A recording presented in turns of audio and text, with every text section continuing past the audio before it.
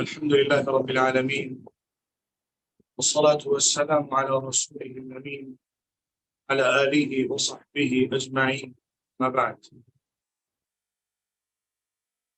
أحمد الله سبحانه وتعالى على أنه أتاح لي هذه الفرصة الغالية للحديث مع إخواننا زملائنا شيخنا من البيت الحمصي. هذه فرصة ثمينة أغتنمها لتبادل الأفكار، معارف، والاستفادة والإفادة كما هي شيمة أهل العلم. اللهم اجعلنا منه. موضوع حديث اليوم: حكم المسلمين في الهند عبر التاريخ. قبل أن نخوض في هذا الموضوع أريد أن أنبهكم إلى أمر أهم، وهو أني لست بمتخصص في علم التاريخ، وأنا لست من المهرة في موضوع التاريخ، إلا أني درست التاريخ وعرفت التاريخ وعلمت وتعلمت الأوضاع المختلفة والعهود المتنوعة للحكم الإسلامي في الأقطاع الإسلامية المختلفة.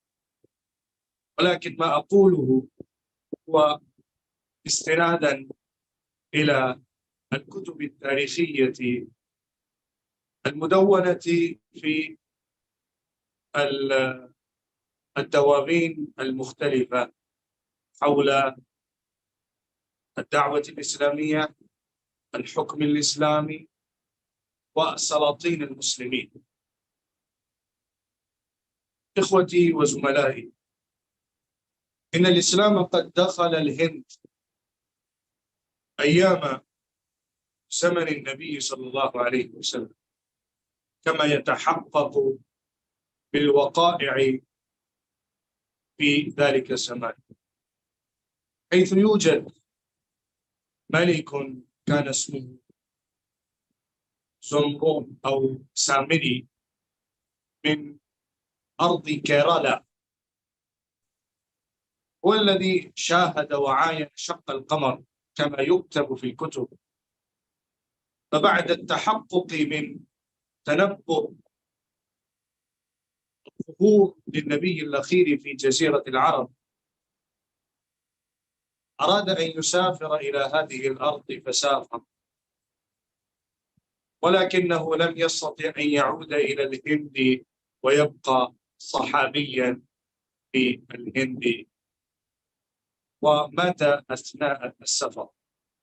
ولكن في ذلك الوقت انبثقت أشعة الإيمان ونور التوحيد، كلمة الحق، ونبوة النبي محمد صلى الله عليه وسلم في أرض الهند. ومن المعروف كما كتب البلادري في كتابه فتوح البلدان أن الفتح الإسلامي قد بدأ في عهد سيدنا عمر بن الخطاب رضي الله عنه في أرض الهند أو السند، حيث كانت الاقتحامات إلى بعض مناطق الهند من ولاية جوجرات في عهده رضي الله عنه.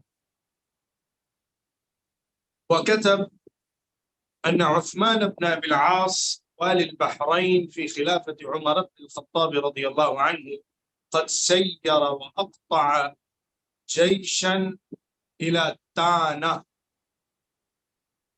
وهي في أرض الهند، وبهروج من ولاية جوجرات. فبدأ الاقتحام والفتح الإسلامي في عهد سيدنا عمر بن الخطاب رضي الله عنه، ولكنه لم يستمر ولم يدم، بل انقطع لأسباب لا أستطيع تحليلها. ثم جاءت الخلافة أو الإمارة الأموية، ففي هذه الإمارة بدأ الفتح الإسلامي للهند، حيث كان عهد الملك وليد بن عبد الملك في زمنه قد سير والي الكوفة الحجاج محمد بن قاسم الثقفي إلى أرض السند. السند والهند توأمان، السند شمال غرب الهند، فإنه أرسل هذا الجيش العظيم بقيادة محمد بن قاسم الثقفي، بأن الملك راجا داهر ملك السند ملك ملتان كان يتعرض للقوافل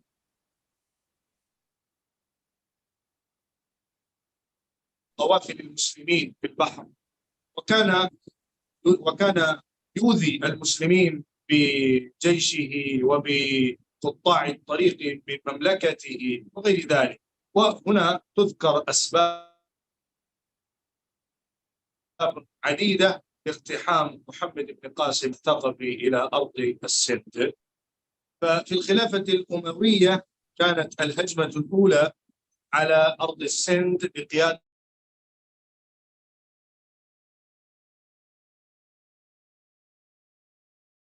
بن قاسم الثقفي ضد الملك راجا 93 من الهجرة.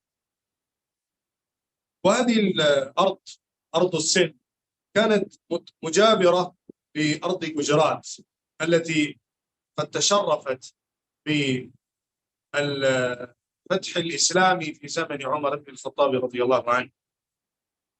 فإن محمد بن قاسم الثقفي قد دخل البلاد وجاس خلال إقطاعات فإن السند يقال عنه إنه باب الإسلام في الهند، لأن أول فتح إسلامي قد تحقق في أرض السند في هذا المكان. لما أكمل الفتوحات بأرض السند وفتح ملتان، فوقع ما وقع بقدر الله سبحانه وتعالى، أن المركز الخلافة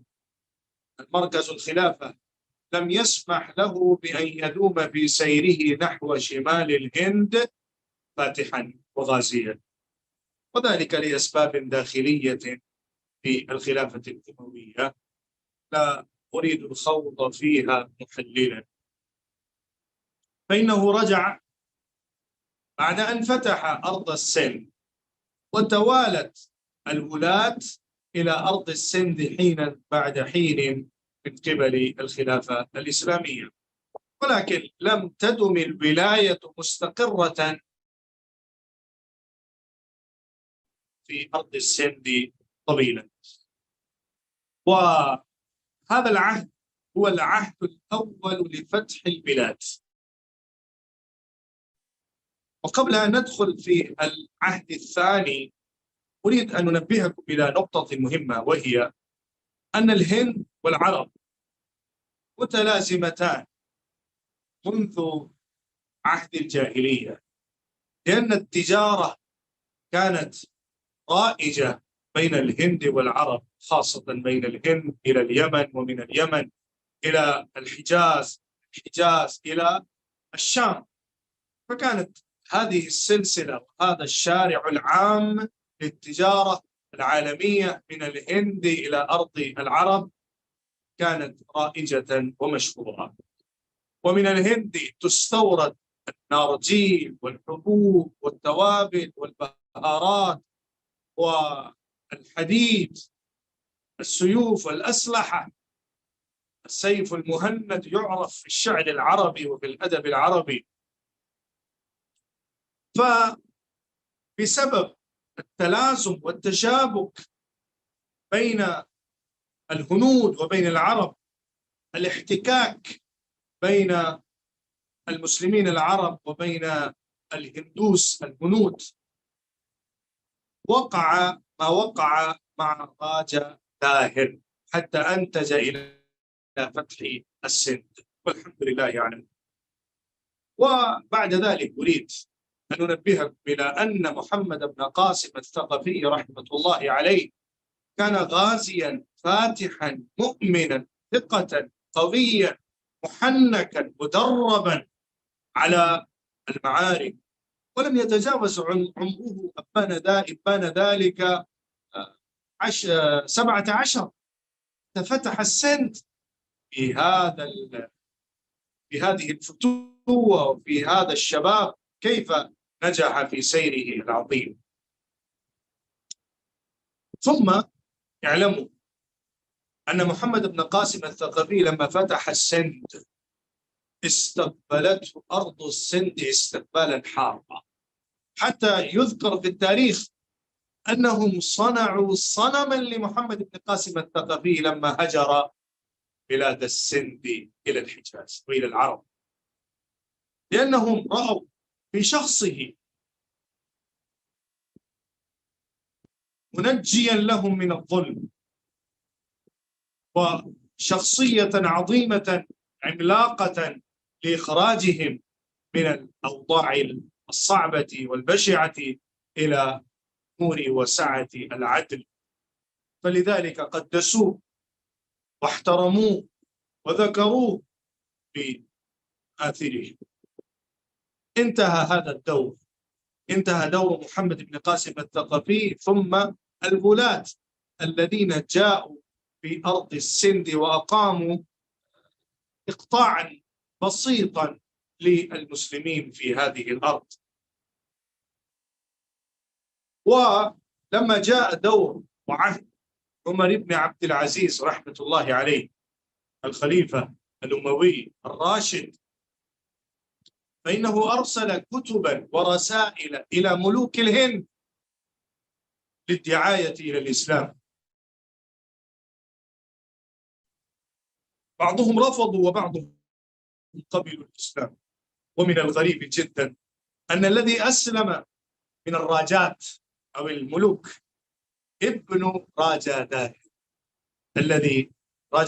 الذي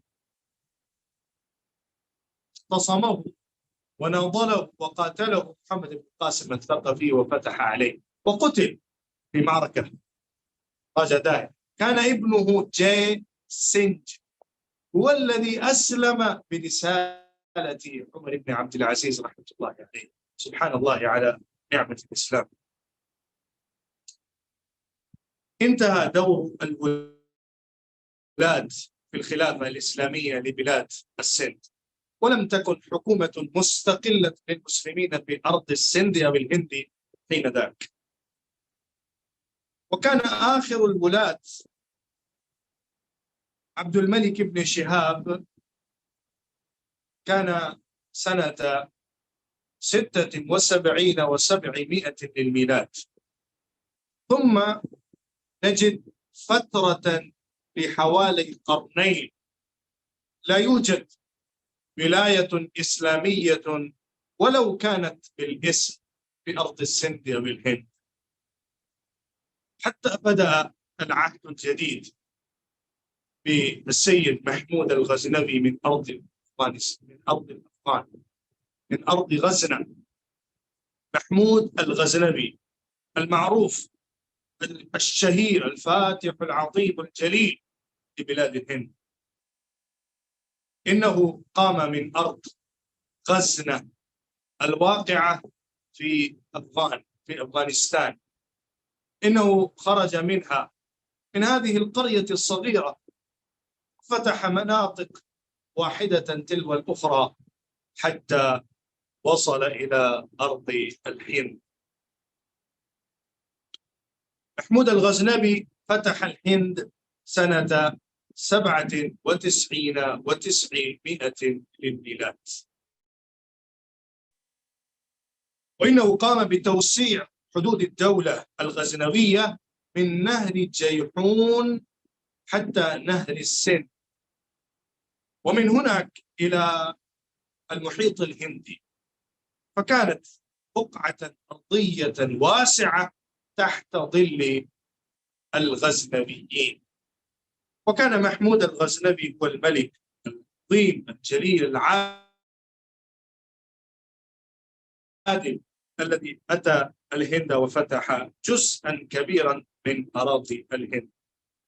لكن لما ولي الحكم ابن محمود الغزنبي مسعود بن محمود الغزنبي، لما هو تولى الحكم في هذا المنصب حتى انفلتت الأراضي الكثيرة من الدولة الغزنبية، حتى قضت على الدولة الغزنبية في شمال الهند، الدولة عليها في شمال الهند أو في المناطق الجنوبية للدولة الغزنبية.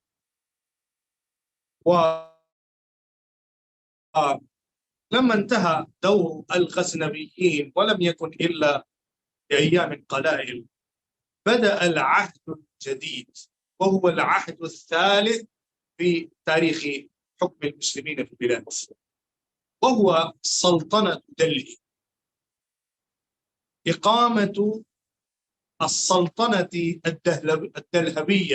الدهلوية هي السلطنة التي أقامها وأسسها محمد شهاب الدين الغوري. الغوريون قضوا على الدولة الغزنبية في أفغانستان كما هو معروف في تاريخ أفغانستان. الدولة الغزنبية أقيمت على أنقاض الدولة الغزنوية وقضت على عقر دارها، ولم تبق للغزنويين بقعة من بقاع أفغانستان ولا الهند. لما جاء عهد محمد شهاب الدين الغوري، والذي كان من سلالة الغوريين الذين قضوا على الدولة الغزنوية، فإنه سار نحو الهند حتى فتح الجهة الشمالية للبلاد من السند والهند، من ملتان وبنجاب ولاهور، حتى وصل إلى أجمير قرب دهلي. ومن فضل الله سبحانه وتعالى عليه أن مكنه من فتح دلهي، وقد تم فتح دهلي بيده عام 92 و100 وألف للميلاد. محمد شهاب الدين الغوري هو الذي فتح دلهي، ولكنه لم يستطع أن يبقى في أرض الهند حاكما طويلا، فإنه جعل واليا للدولة الغورية على أرض الهند مملوكه وعبده الذي حرره قطب الدين أيبك. قطب الدين أيبك يعرف بمؤسس السلطنة الدهلوية. نعم، فتح دلهي محمد بن شهاب الغوري، محمد شهاب الدين الغوري، ولكن أسس السلطنة الدهلوية قطب الدين أيبك عبد محمد شهاب الدين الغوري، لأنه هو الذي جعله واليا على أرض دهلي تابعا للدولة الغورية المتسعة في أرض أفغانستان والممتدة إلى أرض الهند. ولكن قطب الدين أيبك لما تولى الحكم وزمام الولاية في أرض دهلي، جعل دهلي عاصمة لهذه الولاية الطويلة، وبسبب من الأسباب المختلفة هو الذي قطع الولاية التابعة للدولة الغورية وأعلن الدولة المستقلة للهند، وهي السلطنة الدهلوية. قطب الدين أيبك كان عبدا عند الغوريين، وإنه تربى في بيت علم وشرف وفضل، وهو الذي هزم السلاطين الهندوس المختلفين في بلاد الهند وتمكن من أرض الهند. كانت معركة شهيرة، معركة ترائين ضد الملك راجا برتبيران جوهان، والذي انهزم بيد محمد شهاب الدين الغوري، فجاءت الحكومة ببقاع كبيرة من الهند في يد الغوريين، حتى وصلت إلى قطب الدين أيبك كما ذكرت. هو الذي أقام دولة مستقلة وجعل دلهي عاصمتها، ومن هنا يبدأ دور السلطنة الدهلوية. دولة الدهلوية مش سلطنة الدهلوية تمتد ل3 قرون تقريبا،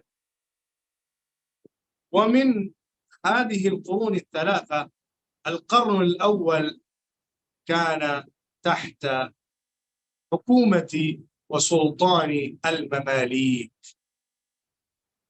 سلطنة دلهي تعرف بعدة أسر كانت سلطانا على الهند وعلى سلطنة دلهي. أولها أسرة المماليك. قطب الدين أيبك كما ذكرت لكم كان مملوكا للغوريين حتى تمكن من البلاد وأقام الدولة الإسلامية المستقلة في أرض الهند مرة أولى. فهذه المرة الأولى التي أقيمت فيها دولة مستقلة وكانت عاصمتها دلهي. قبل ذلك كان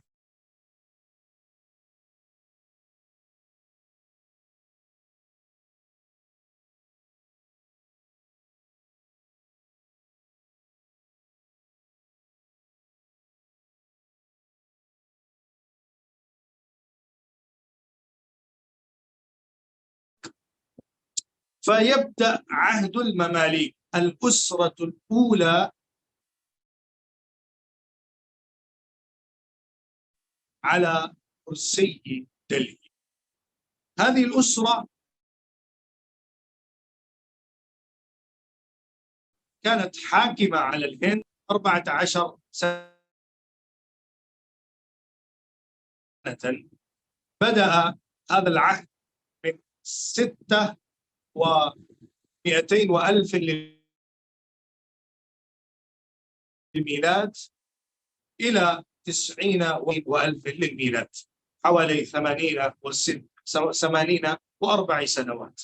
فكانت هذه الحكومة أقل من قرن ب 16، أقل ب16 سنة. في هذه الأسرة كانت حوالي 10 سلاطين حكموا دولة الدهلوية، وكان من عظمائهم قطب الدين أيبك المؤسس. كان في زمنه العلماء الأجلة، لقد هاجر العلماء من بلدان عربية إلى أرض الهند في زمانه. كان في زمنه خواجة معين الدين الدميري رحمة الله عليه وغيره.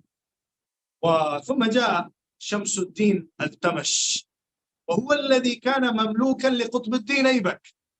قطب الدين أيبك كان مملوكا للغوريين، ثم جاء شمس الدين التمش الذي كان مملوكا لقطب الدين أيبك. شمس الدين التمش كان رجلا والله عظيما، رجلا قل نظيره في تاريخ الهند، رجلا باسلا ناضلا جاهدا عالما متضلعا، علوم الحروف والمعارف والأدب والشعر، والذي أسس المدارس الإسلامية في بلاد دلهي. وقبل ذلك قطب الدين أيبك أيضا أسس مدارس، وهو الذي أراد أن يبني مسجدا شامخا عظيما، وبنى منارة المسجد. منارة المسجد هو الذي بنى لمدة طويلة، وهي منارة شامخة من مآثر قطب الدين أيبك، لا تزال توجد في أرض دلهي، قطب مينار نقول، وهي منارة بناها قطب الدين أيبك لبناء المسجد الشامخ في مدينة دلهي.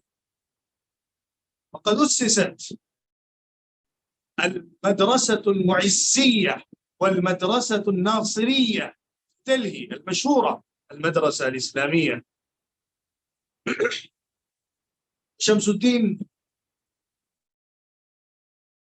التمش رحمة الله عليه كان ملكا عادلا، وهو الذي أراد أن يجعل الحكومة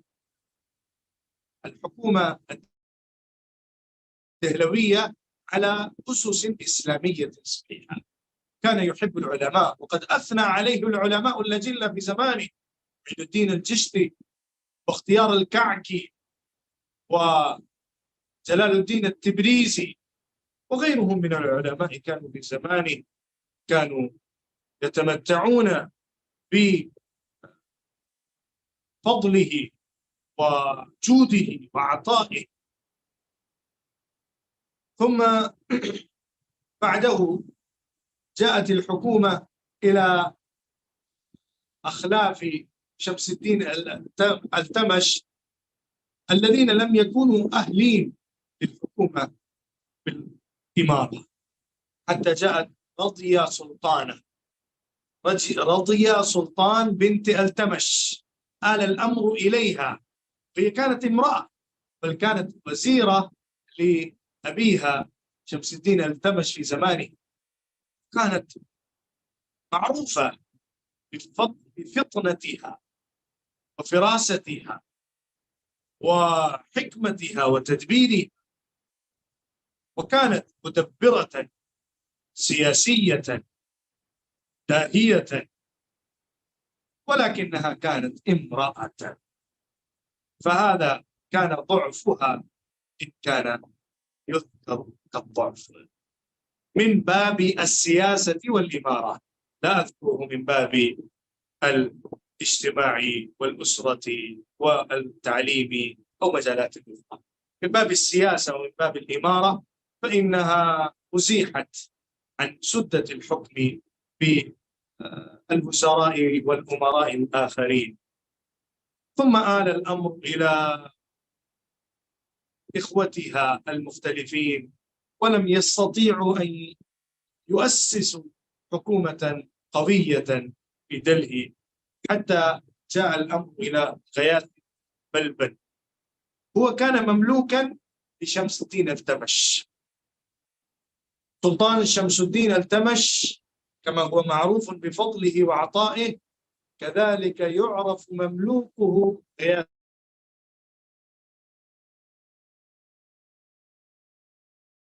الدين بلبن بعلمه وفضله. أنبهكم إلى أمر مهم هنا: هؤلاء المماليك الذين أذكرهم كمماليك لم يكونوا مماليك نسليا، إنهم كانوا من تركستان أشرافا أعزة عظماء، ولكن بسبب المقاتلات والحروب جاءوا في أيدي العرب، ومن هناك بيعوا في أسواق عربية عند الناس، حتى وصلوا إلى الملوك أيضا بفطنتهم وبفراستهم بأدبهم وبتربيتهم. إنهم جاءوا إلى هؤلاء الناس وهم جعلوهم أمراء ووزراء. شمس الدين التمش هو الذي جعل غياث الدين بلبن ختنه بعلمه فطنته ذكائه وتدبيره. وكان غياث الدين بلبن أيضا ملكا عادلا، وهو الذي وسع نطاق دائرة الدولة الدهلوية للمماليك، ولكن بعده لم يبقى دور كبير للمماليك. ومما يذكر أن غياث الدين بلبن قد أسس مئات من المدارس الدينية والمدارس للطلاب وللناس. وفي سنة 90 و200 و1000 انتهت الدولة للمماليك. أنا أريد أن أعلق تعليقا وجيزا على هذه الفترة حوالي قرن للهند، القرن 13 الميلادي. كان قرنا زاهرا عظيما جليلا في تاريخ الهند، حيث هاجر مئات العلماء والدعاة والكبار الأجلة والعظماء من أرض العرب، من أرض البلدان الإسلامية إلى أرض الهند، لأن هذه الحكومة الإسلامية كانت متسعة الصدر للعلماء والدعاة والعلم والأدب. وكان بلاط الحكم مجلس العلماء، عشرات العلماء بل مئات العلماء يجلسون في مجالس البلاط. وكانت هناك مشايخ عظام لهم دور عظيم جليل في تغيير مجرى التاريخ في البلاد، حتى انتهى دور المماليك وبدأ دولة الخلجيين. دولة الخلجيين تبدأ من 90 و200 وألف للميلاد إلى 20 و300 وألف، حوالي 30 سنة. فترة هذه الدولة بسيطة، ومؤسس هذه الدولة جلال الدين فيروز خلجي، جاء من أفغانستان. كل الناس، كل الملوك الذين كانوا في سلطنة دلهي ينتمون إلى أفغانستان. هو مؤسس، ولكنه كان ضعيفا بمعنى متواضعا في أموره، جلال الدين فيروز خلجي، ويعفو عن الناس كثيرا، فتعرف سياسته سياسة ضعيفة. والذي قد ألجأ أحفاد جنكيز خان، ألغو خان وغيره من أسباطه، 4 أسباط من أولاد بنت جنكيز خان، وهم أسلموا، كانوا مسلمين، توسعة لم تعرف من قبل، حتى وصل حكم دلهي إلى حدود الدكن، وبقي حاكما لمدة 20 سنة على الدين خلجي. كان والله مدبرا عظيما جليلا، يعرف بذكائه السياسي، بتدبيره الاقتصادي، وبتنظيمه المدني. كان شامخا وكان قمة في ذلك، إذا قيل فلا يكون كذبا. علاء الدين خلجي لم يكن عالما ولم يكن محبا للعلم والأدب كما كان دولة المماليك، إلا أنه كان مدبرا سياسيا ومنظما جليلا، وصاحب مدنية راقية، أنشأ مدنية راقية، أصلح النظام في الاقتصاد وفي الزراعة خاصة. كانت في هذه الدولة 4 سلاطين، 4 سلاطين. ثم جاءت دولة تغلق البادئة من 20 و300 وألف للبلاد إلى 13 و400 ألف، حوالي 93 سنة. وقد جاء في هذه الدولة 7 سلاطين، وكان من عظماء هؤلاء السلاطين غياث الدين تغلق، محمد تغلق، وفيروز تغلق. حوالي قرن تقريبا كان حكمهم، وهو أيضا عهد زاهر في تاريخ الهند، خاصة دور فيروز من العلماء والأجلة والمشايخ في زمن بابا غن شير شكر، بابا غن شكر رحمة الله عليه، وغيرهم من العظماء كانوا في زمنه كانوا يثنون عليه لأنه كان محبا للعلم وخادما للعلماء. هذه الدولة كانت دولة شامخة وعظيمة لمدة قرن تقريبا، حتى انتهت بدولة السادات. قضى على هؤلاء خضر خان، جاء من دولة أباد، وقضى على دولة خان في أفغانستان حتى أتى إلى الهند وقضى على دولة تغلق.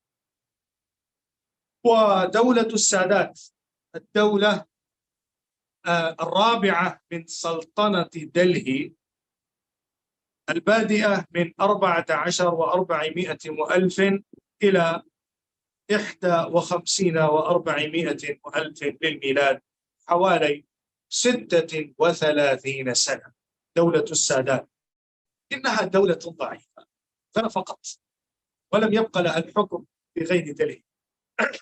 ثم قضى عليها بهلول لودي، ولم يكن منهم إلا أفراد قلائل بهذه المدة السلطان، ولم يكن لهم سلطان حقيقة في أرض الهند حتى جاء بهلول لودي وقضى على دولة السادات.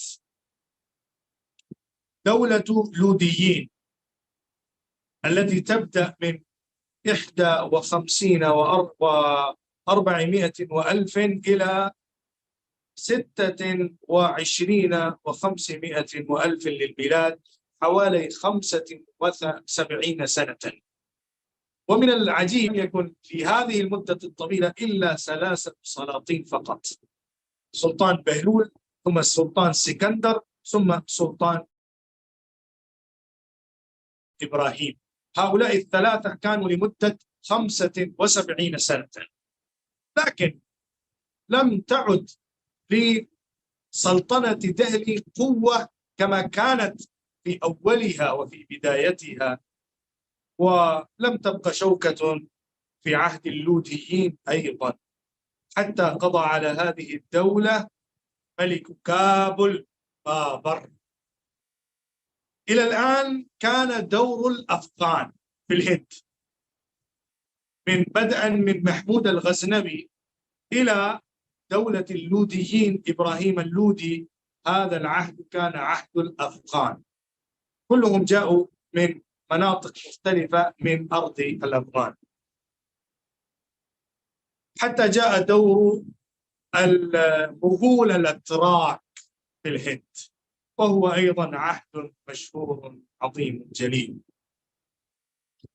فملك بابر كان ملك كابل، هو الذي أتى إلى الهند بجيشه قليل العدد وقضى على جيش عرمرم للأفغان. فالإمبراطورية المغولية تبدأ من 26 و500 وألف إلى 57 و800 وألف للميلاد، ما يزيد على 3 قرون. وقد ظهر أو تولى الحكم في هذه الفترة 20 إمبراطورا من المغول في أرض الهند، ولكن أو بعضهم لفترة 15 سنة من السوريين. سوريين بمعنى منطقة من أرض إيران أو غيرها، لا أتذكر بالتحديد. شير شاه سوري، ثم ابنه سليم شاه سوري، وغيرهم كانوا لفترة 15 سنة، كانوا بعد الملك الأول همايون بعد بابر، ولكن عاد الحكم بعد هؤلاء السوريين إلى بعد 15 سنة إلى المغول مرة أخرى، ثم استمرت ب3 قرون وزيادة. فكان المغول الإمبراطورون 20 تقريبا، ولكن الدور الأول هو دور الرقي والازدهار والتقدم، هو دور 6 سلاطين من المغول، يبدأ من بابر المؤسس، ثم ابنه أكبر، ثم ابنه جهانجير، ثم ابنه شاه جهان، ثم ابنه أورنغزيب عالمگير رحمة الله عليه. هؤلاء ال6 كانوا لفترة قرن و80 سنة تقريبا حاكمين لبلاد الهند من المغول. ثم القرن الأخير أو قرن وربع قرن بعدهم هو عهد الانحطاط للدولة المغولية. فجاء بابر ملك كابل إلى الهند فاتحا بلد ملتان، لاهور، والبنجاب، ووصل إلى دلهي وهجم على إبراهيم اللودي. وكان جيش بابر بالغا 10,000، ولكنه خاصم وقاتل جنود أفغان البالغة 100,000 جندي. تخيلوا فارق 10,000 100,000 جندي في معركة باني بت الشهيرة. لقد هزم بابر إبراهيم اللودي جنود الأفغان البالغة 100,000 جندي، لأن هذه الجنود كانت مقسمة موزعة غير مدربة كما كانت جنود. فكان عنده حنكة تركية، تدبير سياسي المغولي، والهجمات الشديدة على الأعداء، والشجاعة، الهمة، القوة والبساطة هي التي دعت إلى فتح الهند بيد المغول. همايون كان ملكا، ولكن بسبب بعض الأحوال والأوضاع وقعت معه، تولى الحكم وزيره أو كان من جنوده رئيس قوات الجنود شير شاه السوري. شير شاه السوري لم يوفق لمدة طويلة لولاية الهند، ولكنه خدم الهند كثيرا اقتصاديا ومدنيا. وهذه الدولة المغولية قامت على أنقاض الدولة اللودية، ولكنها قد خصمت الراجات الهندوسية، فكانت الولايات المختلفة للهندوس بعد ضعف وانحطاط وتحلل عرى المسلمين الأفغان في دلهي، نشأت دويلات صغيرة وولايات مختلفة للمراتا وراجبوت، خاصة راجبوت طبقة من طبقات الهندوس. فإن ملك كابل بابر هو الذي هزم اتحاد راجات شمال الهند بقيادة رانا سانجرا مان سنج. رانا سانجراما سنج هو كان قائدا لهذه القوة العظيمة التي كانت حوالي 200,000 نسمة، عسكر جند. هزمه بابر ب 12,000 من جنود.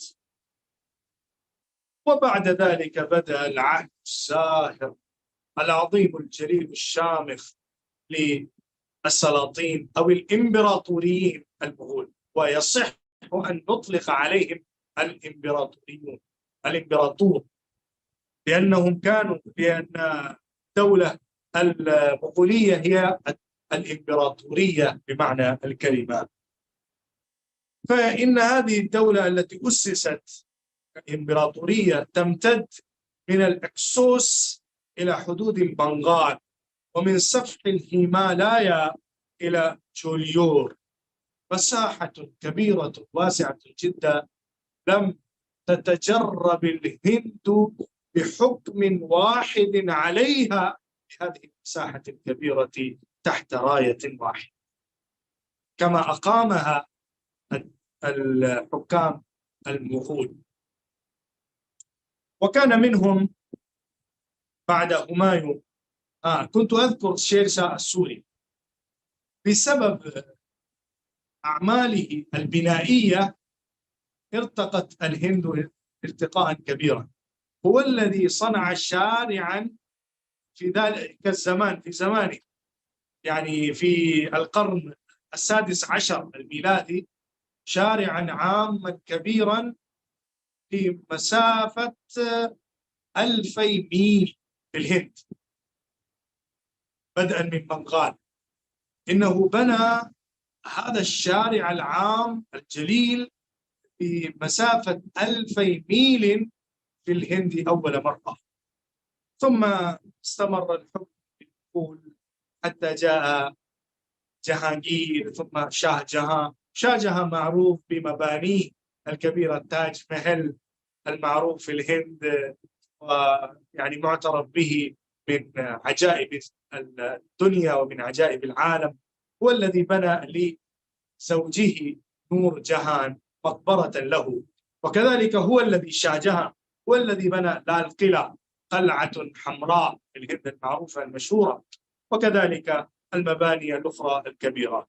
فدولة المغول تعرف بدولة البناء والعمارة للبلاد، فإن هذه الدولة قد أعطت البلاد زخرفها، نقها ومتعها ورقيها الاقتصادي والمعاشي. ومما يعرف أن في زمن أورنغزيب عالمگير كان GDP، يعني معدل الرقي للبلاد الاقتصادي، حوالي 27 ما يوجد الآن بكثرة كاثرة إذا ارتقت بعد تحرير الهند إلى 8 فقط. ففي ذلك الزمان في زمن المغول كان الازدهار والرقي الاقتصادي والمدني والعلمي، وكذلك ألفت كتب كثيرة، فتاوى عالمگيرية تعرف في زمن عالمگير، كتبت فتاوى للفقه الحنفي، والذي تولى شأنه ونشره. وكذلك كان في زمن السلطنة الدهلوية أيضا كتب عظيمة جليلة طبعت في الفقه الحنفي أيضا، مثل فتاوى فيروز شاهي. كما ذكر فيروز تغلق في الدولة تغلق في سلطنة دهلي، هو الذي أصدر فتاوى فيروز شاهي، ثم فتاوى تاتار خانية أيضا طبعت في زمانه.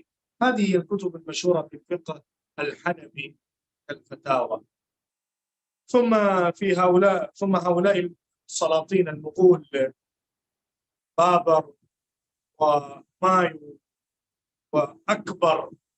أريد أن نقف عليه لحظات يسيرة. أكبر كان جاهلا، لم يكن عنده علم، ولكن عنده سياسة تدبير. وكان معه بعض العلماء، علماء السوء، هم الذين أفهموه أنه يستطيع أن يجدد الدين الإسلامي بدين جديد، فهو الذي صنع الدين الإلهي. الدين الإلهي هو الذي أراد أن يمزج عقائد الإسلام وتقاليد الإسلام بتقاليد الهندوس وعقائدهم، فأجاز لعبادة الأصنام والأوثان والشمس والكواكب والنجوم، وقال إنها كلها مظاهر. كان وراء هذا الملك الملحد الذي ألحد في زمانه، وقيل إنه يعني جدد إيمانه قبل وفاته والله أعلم به. وكان وراء هذا الضلال علماء السوء، أولاد ملا مبارك أبو الفضل فيضي، هم الذين كانوا وراء هذا الرجل لإضلال الأمة، لإضلال البلاد كلها. بدأوا دينا جديدا وأفهموا أنه قد مضى على الإسلام 1000 سنة، وكفى لدين أن يبقى ب1000 سنة لا يسير عليه. فإنهم أرادوا أن ينشئوه ويحرضوه ليجدد دينا جديدا، ففعل، وانتشر الضلال، ويعني انتشر الشرك في بلاد زمانه. ولكن بحمد الله وجهود علماء الحق ضد هؤلاء العلماء، مثال الشاه ولي الله الدهلوي رحمة الله عليه، المعروف بعلمه وفضله وكتبه ومآثره وغيره من آبائه وأجداده، خاصة المجدد جدد الألف الثاني كما يعرف أحمد السرهندي، الشيخ أحمد السرهندي رحمة الله عليه، هو الذي غير هذا المجرى للضلال، هو الذي ربى جهانجير ولد أكبر هو الذي رباه وأفهمه أن دين الإسلام هو الدين الحق الباقي يبقى إلى أبد الآباد، لا يمكن أن يغير تغيير من بعض الضلالات، وهو الذي فهم الحقيقة وأعاد الأمر إلى نصابه، وبقي الإسلام شامخا في زمن جهانجير واستمر بحمد الله بفضل جهود هؤلاء العلماء. ثم جاء الشاه ولي الله الدهلوي وقد جدد هذه المعالم. ثم جاء شاه جهان، ثم أورنغزيب عالمگير. أورنغزيب عالمگير هو الذي وفق لحكومة الهند لمدة حوالي 50 سنة، 47 سنة تقريبا بالتحديد، هو الذي تولى رئاسة البلاد، والذي يعني أقام النظام على العدل والنصفة وإعطاء الحقوق لكل أصحاب الحقوق. وكان يذكر في كتب التاريخ أنه كان كالخليفة الراشد في زمانه، أو كان سلسلة للخلفاء الراشدين، لأنه كان والله عادلا، يعني يضرب المثل بعدله، ولم يكن يأخذ شيئا واحدا أو حبة واحدة من بيت المال، كان هو الذي ينسج ويغسل، وكذلك يكتب الأوراق ويكتب الكتب ويكتب القرآن الكريم مصاحف، وبعمل يده هو يكسب ويعيش. هكذا كان أمره، وهو الذي وسع الدولة الملكية إلى منتهاها. آخر نقطة للتقدم المغولي في الهند قد تحقق في زمن أورنغزيب عالمگير، وصل إلى دكن، وصل إلى حدود جنوب الهند. عادة هذه كلها الدول كانت في شمال الهند أو في وسط الهند، لم تكن في جنوب الهند كثيرا. كانت بعض الولايات للمسلمين في جنوب الهند لها تاريخ مستقل، في دلهي كان قطب شاهي، وفي بيجاپور كان دولة أخرى للمسلمين، وهناك كان زمن المغول في ميسور دولة تيبو سلطان وأبوه. هذه الدول كانت موجودة في جنوب الهند، ولايات صغيرة، لكن كدولة مستقلة إمبراطورية الهندية الشامخة كانت بيد الإمبراطور المغولي. ولما انتهى دور أورنغزيب عالمگير لم يبقى من يتأهل لولاية ورئاسة البلاد طويلا بحكم قوي، وكان الملوك ضعفاء، تذهب إقطاعات من الدولة المغولية، وتنبعث البغاة ضد الدولة المغولية من مختلف مناطق البلاد. تحررت بنغال من الدولة المغولية، ثم جرات الولايات الأخرى كلها خرجت من قيد الاتحاد المغولي، ونشأت راجات مرحت من الهندوس، هم الذين أثاروا يعني ضجة ضد الدولة المغولية في مناطق مختلفة، وأنشأوا دويلات صغيرة في مختلف بقاع الأرض لهم حتى جاء الإنكليز في البلاد.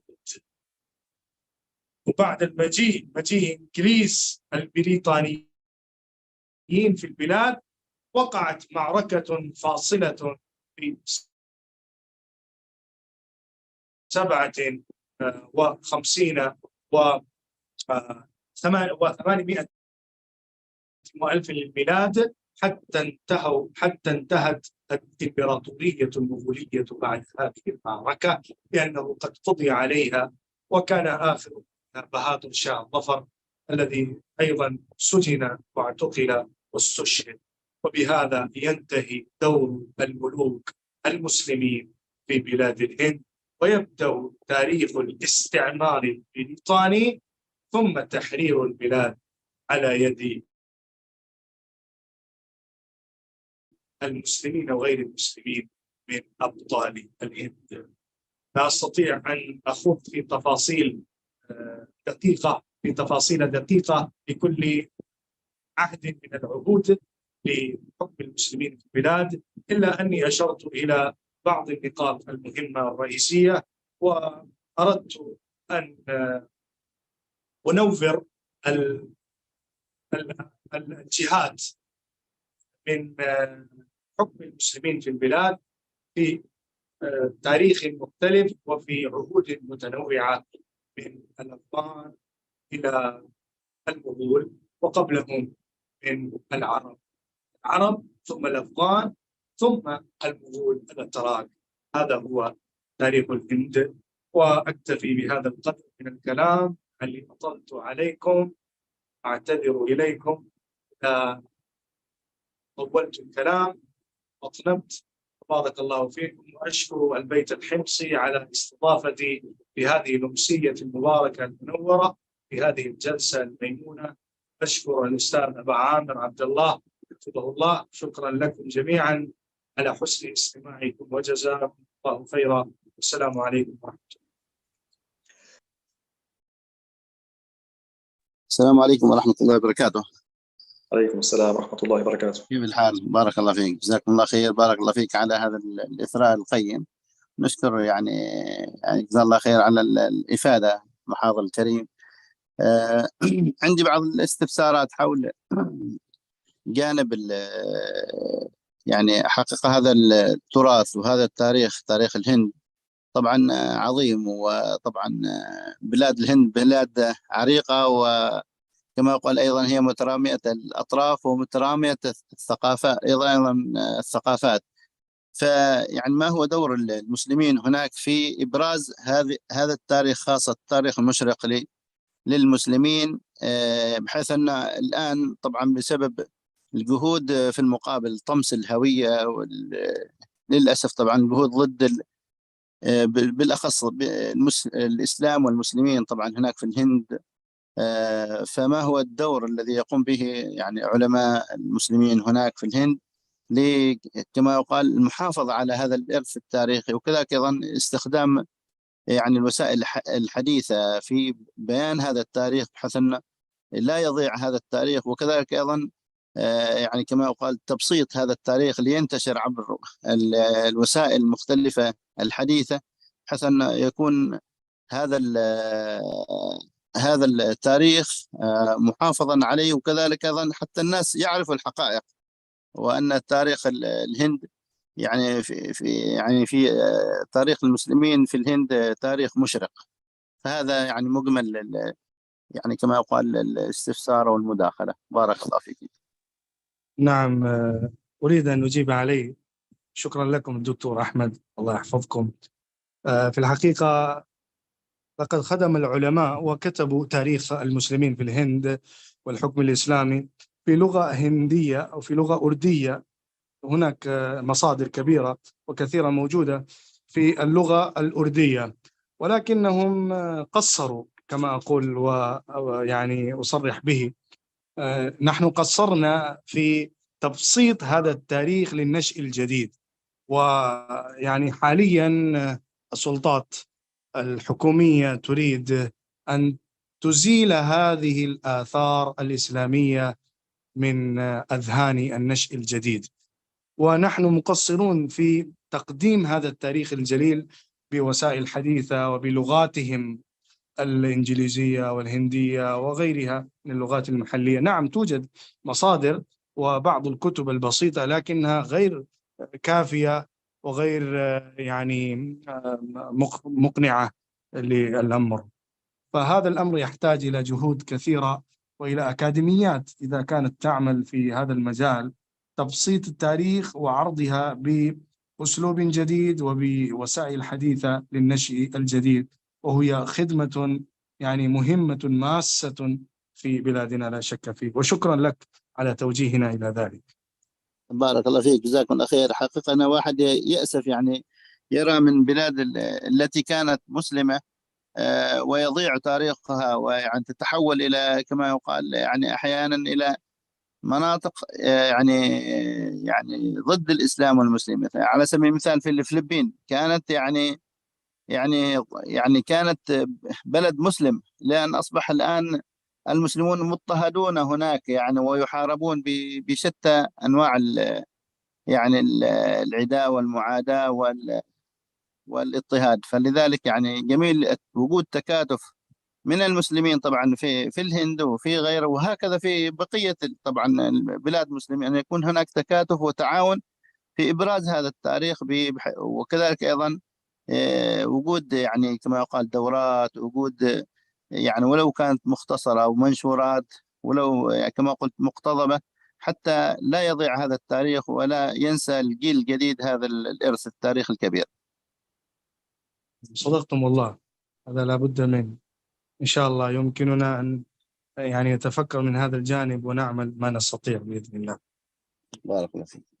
السلام عليكم ورحمة الله وبركاته. وآسف جدا، يبدو ضغطت زر خطأ فراحت الصورة والصوت. المهم أريد أن أشكر الشيخ شعيب حيث أثار في نفسي ذكريات قديمة جدا جدا. أشكره على محاضرته وأشكره على إثارة الذكريات. منذ أكثر من 60 سنة استمتعت جدا بكتاب الشيخ أبو الحسن الندوي، ماذا خسر العالم بانحطاط المسلمين. وكل ما رأيت انحطاط حتى في الحضارة الحديثة أتذكر الشيخ الندوي، وأتذكر أن الله أكرمني بعد أكثر من 20 سنة من قراءة كتابه بلقاء به في جدة. جمعت له العديد من الإخوة، أكثر من 30 أخ، ليسمعوا من الشيخ مباشرة. وقد عرفني على بعض الإخوة الهنود، منهم الشيخ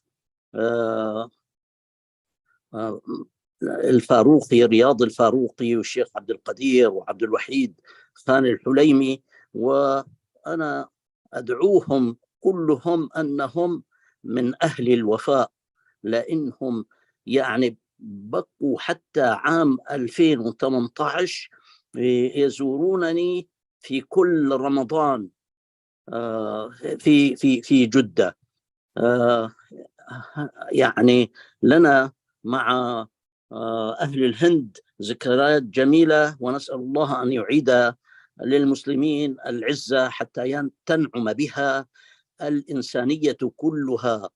كم أمتعني كتاب حياة الصحابة، وكم أمتعني شعر الشيخ محمد إقبال رحمة الله عليه، وكم تغنينا بالصين لنا والهند لنا والعرب لنا والكل لنا، أضحى الإسلام لنا دينا وجميع الكون لنا وطنا، توحيد الله لنا نور أعددنا الروح له سكنا، بنيت في الأرض معابدنا والبيت الأول كعبتنا. وكم استمتعت بقصائده كلها. نسأل الله سبحانه وتعالى أن يحفظ إخواننا في الهند ويعينهم على البلاء الذي يعني هم فيه من تسلط غير المسلمين على تلك البلد وخسارة الإنسانية كلها من ذلك. نسأل الله أن يعيد العزة للمسلمين لتنعم الإنسانية كلها بالسلام والأمان. ومرة ثانية أشكر الشيخ شعيب حيث أثار في نفسي ذكريات كبيرة جدا جدا، والسلام عليكم ورحمة الله. شكرا لكم شيخ عبد العزيز، حفظكم الله. يعني أدعوكم إلى الهند لتزوروا ندوة العلماء ديار الشيخ أبي الحسن الندوي، وأنا أيضا بحمد الله من أسرة الشيخ أبي الحسن الندوي رحمه الله تبارك وتعالى، فأدعوكم إلى بلاد الهند تزوروا إن شاء الله. نسأل الله سبحانه وتعالى أن يقسم لنا ذلك، يسرنا ويسعدنا إن شاء الله. جزاكم الله خيرا. السلام عليكم ورحمة الله وبركاته. بسم الله والحمد لله والصلاة والسلام على رسول الله. أشكر أخي الأستاذ شعيب على ما تفضل به، وأنا كنت قد سمعت له محاضرة عن حياة الأستاذ الكبير الندوي رحمة الله عليه، الذي ذكر قبل قليل، أبو الحسن الندوي رحمة الله عليه. والآن أستمع لهذه المحاضرة الطيبة القيمة عن بلد مسلم، وهو مسلم لقرون طويلة وما زال إن شاء الله تعالى بوجود المسلمين فيه، والجماعات الإسلامية والهيئات والجمعيات التي تعمل على نشر الإسلام والدعوة هناك، وتعمل على تثقيف المسلمين هناك في الهند. الهند يعني إذا ما عدنا إلى قبل الإسلام، الاتصال بين العرب والهند يعني قديم، قبل الإسلام، بل قبل الميلاد، بل منذ الألف الثاني قبل الميلاد. والعرب يعني بينهم وبين أهالي الهند تعاون وعلاقات، حتى جاء الإسلام في القرن الأول. دخل المسلمون إلى تلك البلاد ونشروا فيها الإسلام، وقامت فيها دول الإسلام بعد ذلك. كما تفضل الأخ شعيب، هي يعني ليست كل الهند بما يعني بجغرافيتها الحالية، ولكن معظم مناطق الهند هي من يعني عمها الإسلام. الأخ شعيب يعني أتى على الجانب السياسي أو التاريخ السياسي لبلاد الهند. ونحن عندما نقول الهند فنشمل معها بلاد السند اللي هي باكستان، ونشمل معها أيضا بنغلاديش. وهذا التقسيم هو تقسيم يعني حادث وقريب العهد، أما قبل ذلك ما كان هذا التقسيم موجود من حيث السياسي، التقسيم السياسي، لأن الهند وباكستان وبنغلاديش كانت قطعة واحدة، وإنما اختلفت الآن المسميات. الأخ شعيب كما قلت أتى على التاريخ السياسي، وأنا أريد يعني أن أتطرق قليلا إلى الجانب الحضاري. نحن عندنا كتاب قيم وكنز ثمين، وهو كتاب الشيخ عبد الحي الطالبي رحمة الله عليه، الذي ذكر فيه أعلام الهند، أعلام الأنام لما في الهند من الأعلام. وهذا الكتاب ذكر فيه الشيخ 4500 عالم من علماء الهند، يعني هذا رقم ليس بالقليل، أن هذا البلد يخرج عدد كبير من العلماء، ذكر منهم الشيخ 4500، وهو قال أنه ما حصر كل علماء الهند وفي كل العلوم طبعا هؤلاء. الأستاذ محمود شاكر الحرستاني خدم الهند بأن أفرد كتبا عن كل دولة من الدول التي قامت في الهند، فله سلسلة مواطن الإسلام ذكر فيها عدد كبير من من دويلات التي قامت في الهند، والدويلات المنسية التي لا تعرف حتى أيضا. وتعقيبا على ما جاء في المداخلة الأولى، حقيقة نحن في الجامعات العربية يعني مقصرون في باتجاه إخواننا في الهند. فالدراسات التاريخية يعني محصورة إما في وسط التاريخ الإسلامي، أو في جانب التاريخ الأندلسي أو التاريخ العثماني. قليل ما تتطرق الجامعات العربية إلى دراسات تاريخ الهند، إلا في مادة أو اثنتين تكون في مراحل الدراسة في كليات التاريخ. وهذا يعني مع الأسف الشديد عيب في الدراسة الأكاديمية في العالم العربي. لذلك المختصين في تاريخ الهند يعني قلة في عالمنا العربي. لكن الجهود الفردية غير يعني خارج النطاق الأكاديمي، الجهود الفردية، جهود العلماء أو بعض الهيئات حقيقة جهود جبارة. ذكرت منها كتاب الشيخ عبد الحي، كتب الأستاذ محمود شاكر. أيضا مركز جمعة الماجد في دبي قام بمشروع عملاق حقيقة على مستوى العالم الإسلامي، وعلى مدار أكثر من 12 عاما وهو أو 12 سنة يعني، وهو يجرد المكتبات في الهند، وأخرج لنا من أراضي الهند مئات المخطوطات، وعلى رأسها على ما أذكر مخطوطة ابن عقيل اللي هي 800 مجلد، كتاب الفنون. وأخرجوا أيضا كتب مخطوطات للبخاري، الإمام البخاري رضي الله عنه، إلى يعني آخره من يعني المخطوطات التي أخرجوها من مكتبات الهند، وما زالوا يعملون على هذا المشروع، هو يعني أن يصلوا إلى كل المكتبات المغمورة في بلاد الهند. قلت أن الجهود الفردية حقيقة جبارة بعيدا عن الدراسات الأكاديمية. كي لا أطيل أريد فقط أن أطرح سؤالين على أستاذي الشيخ شعيب. في فترة الاحتلال البريطاني للهند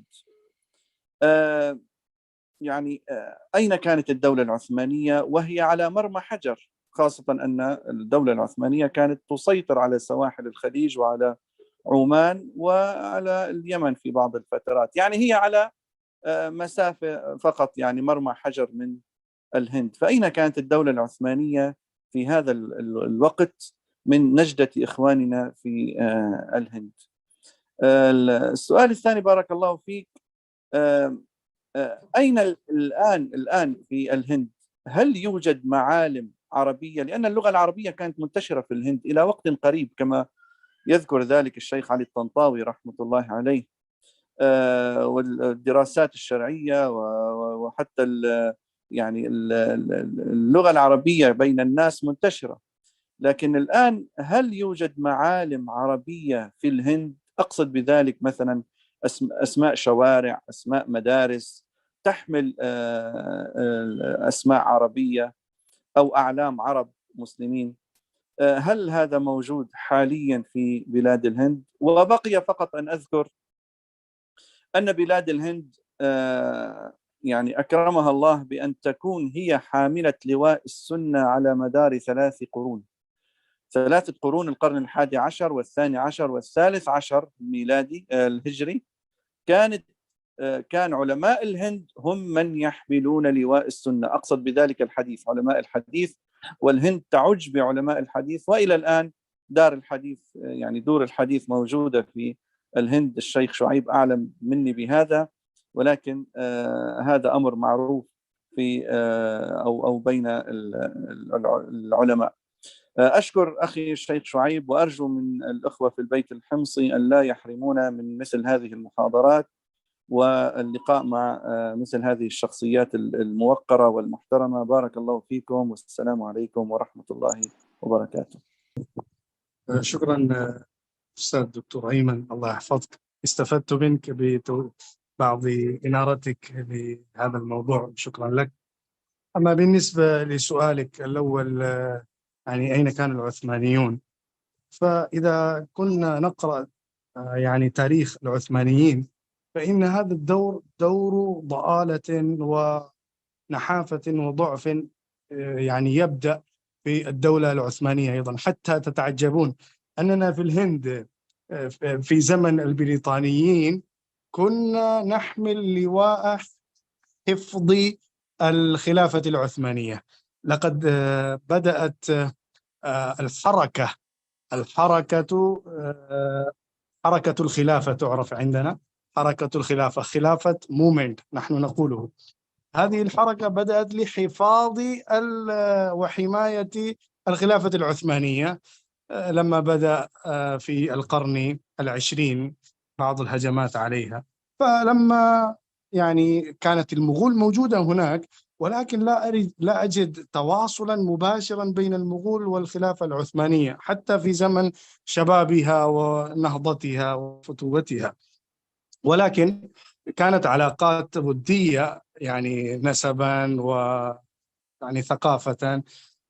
بالرغم من ذلك كله أن العهد الذي دخل فيه الإنجليز في الهند لم يكن عهدا زاهرا وعهدا شابا للدولة أو الخلافة العثمانية حتى يستطيعوا أن يقتحموا في هذه الإمبراطورية الكبيرة الجليلة لمساعدتها، لأن الإمبراطورية المغولية أيضا كانت يعني كأنها تموت حتف أنفها إذا لم تأتي الإنجليز، كانت ضعيفة جدا وغير متماسكة الأطراف ومتفرقة القوى وعرى، وحدث ما حدث. فهذا ما أظنه أنه كان سببا ضعفهما جميعا، وكذلك يعني الأسباب التي دعت إلى هذه الهجمات في داخل البلاد لم تكن هجمات قتالية مباشرة حتى يستطيع أن تدعو الحكومة الأخرى لكي تدعمها، بل إنها جاءت من طريق يعني كما تعرفون التجارة، إيست إنديا كمباني. هذه الشركة التي جاءت في الهند إنها عملت وراء الستار لكي تزيح الحكم الإسلامي في البلاد. هذا هو السبب الثاني. أما بالنسبة لسؤالك الثاني، معالم اللغة العربية في البلاد، فإننا يعني كالعلماء والمسلمين فعندهم دور محلية ومدارس إسلامية، فإنها كلها مسمات بالأسماء الإسلامية العربية، ولكن بالنسبة للحكومة وبالنسبة يعني الإدارة العامة للبلاد لا يوجد معالم عربية إلا أنها أقسام عربية في الجامعات العصرية، يعني تحت حكومة الهند الجامعات وتحت الولايات المختلفة جامعات مختلفة ففيها أقسام عربية.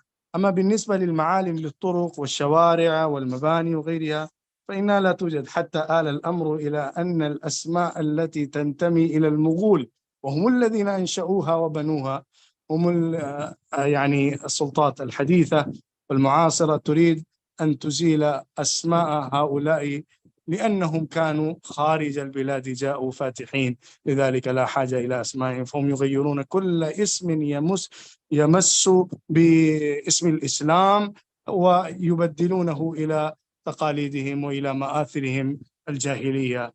اللهم اجعلنا ممن يحيون الإسلام في البلاد ويخدمونه. جزاكم الله. أشكركم جميعا على الحضور وبارك الله فيكم. تقبل الله منا هذا الجلوس المبارك وجعله في ميزان حسناتنا. جعل الله هذا اللقاء لقاء خير وعلم وبركة ونفع لنا جميعا في الدين والدنيا. ربنا آتنا في الدنيا حسنة وفي الآخرة حسنة وقنا عذاب النار. اللهم أرنا مناسكنا وتب علينا إنك أنت التواب الرحيم. اللهم تقبل منا. اللهم اغفر لنا ولإخواننا الذين سبقونا بالإيمان ولا تجعل في قلوبنا غلا للذين آمنوا ربنا إنك رؤوف رحيم. اللهم لا تجعلنا سوء خلف لخير سلف، اللهم اجعلنا خير خلف لخير سلف يا رب العالمين. اللهم ربنا آتنا في الدنيا حسنة وفي الآخرة حسنة وقنا عذاب النار. ربنا تقبل منا إنك أنت السميع العليم وتب علينا إنك أنت التواب الرحيم. صلى الله تعالى وسلم على سيدنا محمد وعلى آله وصحبه أجمعين برحمتك يا أرحم الراحمين. صلى الله عليه وسلم.